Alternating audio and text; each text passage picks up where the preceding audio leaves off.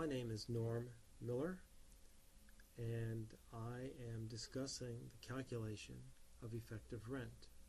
This is something that we cover in Chapter 30 of the commercial real estate book called Commercial Real Estate Analysis and Investments by David Geltner and myself, Norm Miller, along with Jim Clayton and Pete Eichholz.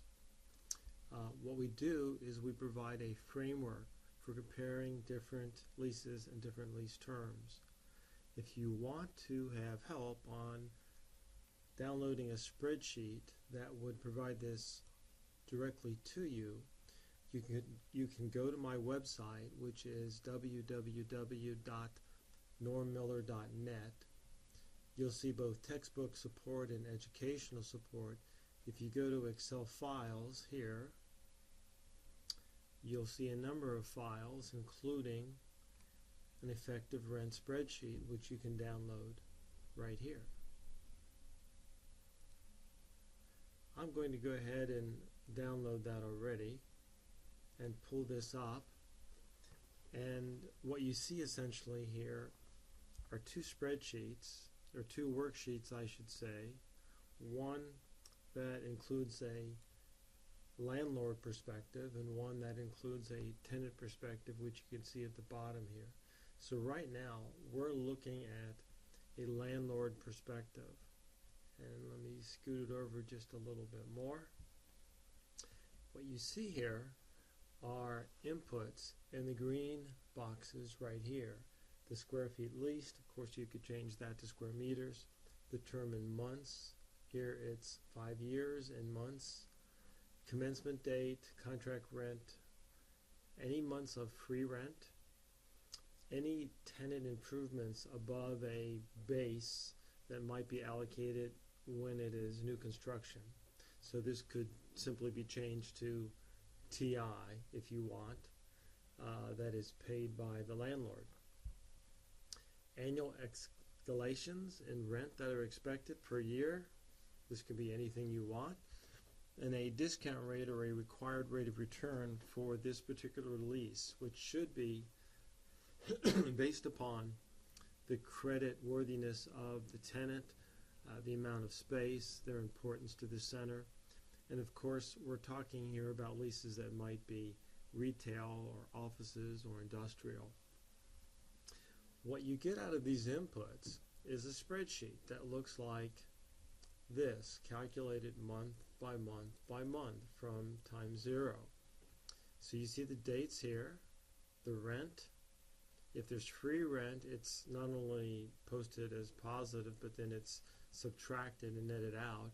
Here we see the above TI paid by the landlord, or anything else that's paid by the landlord. And finally you see a cash flow that takes all the flows from the landlord's perspective, what they have to pay, and you see the month by month. Next, it's discounted to present value, and all these present values are summed at the bottom of the spreadsheet. They're all the way through the bottom of the spreadsheet, and they're summed right here at the top, the sum of the present values. You also have this converted into an annuity. The annuity answers the question, what would the lease be equal to if it was paid every month for the lease term, 60 months in this case, on a perfectly level basis? And so we use an annuity factor that's based on the discount rate. We convert that all to a monthly number that essentially solves for the payment that matches with that present value of the lease. In this case, the monthly equivalent is $36,457.95. Notice that the typical rent that they're paying is $37,500 in the beginning, going up to $39,375 in the second year, and continuing to increase. But with the free rent and all of those factors considered together over the 5 years, it's the same as if they were paying a level annuity of exactly $36,457.95.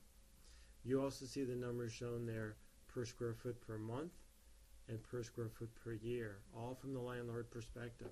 So this is what the lease is worth. And if we change the terms in any way, shape, or form, let's say we change the free rent from 5 months to 12 months, what do you think is going to happen to the rent, the effective rent right here?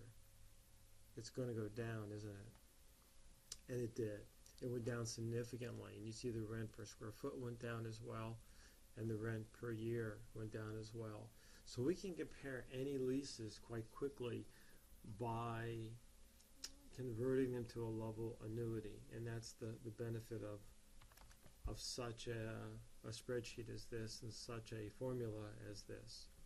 We can also look at it from the tenant's perspective, and here we have it from the tenant perspective, and this is quite similar except that now we've added a few more factors. We've added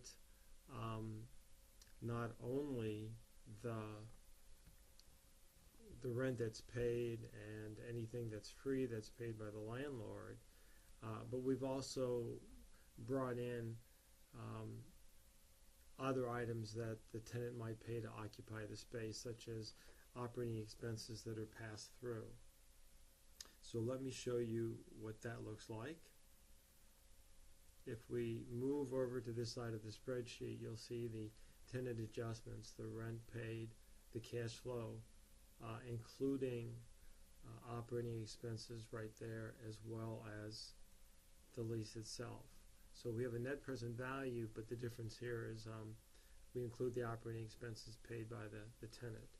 Now in the landlord, we're putting in here the net rent received, but we also could have easily put in an operating expense line paid by the landlord there as well. Let me go back to the tenant, and you see that with the tenant we have some different assumptions. We have a discount rate of 10%, which is higher than the discount rate the landlord was using. And note, there's no reason the discount rate has to be the same. There's no reason why the opportunity cost of capital for a landlord has to be the same as a tenant. The tenant might have a growing business and greater opportunities. You also have the operating expenses estimated here, growth rate and operating expenses, which might be different from the rental escalations that you see there. Note that the effective rent per square foot is different for the tenant than it was for the landlord, and a different monthly number. And when you include all the numbers required to occupy the space, those are different and higher as well, effectively by the amount of the operating expenses. So with this kind of a formulation, we're taking the present value of everything that is paid by the tenant or received by the landlord, we're netting it all out, we're discounting it, we're converting it to a level annuity. Not only does this allow a landlord to compare different leases with different terms, it also would allow a tenant to compare different leases with different terms and different operating expenses. I hope this has been helpful to you. Please explore the spreadsheet on your own. It's free to download, and it's also discussed again in the Geltner-Miller book. Thanks. Bye.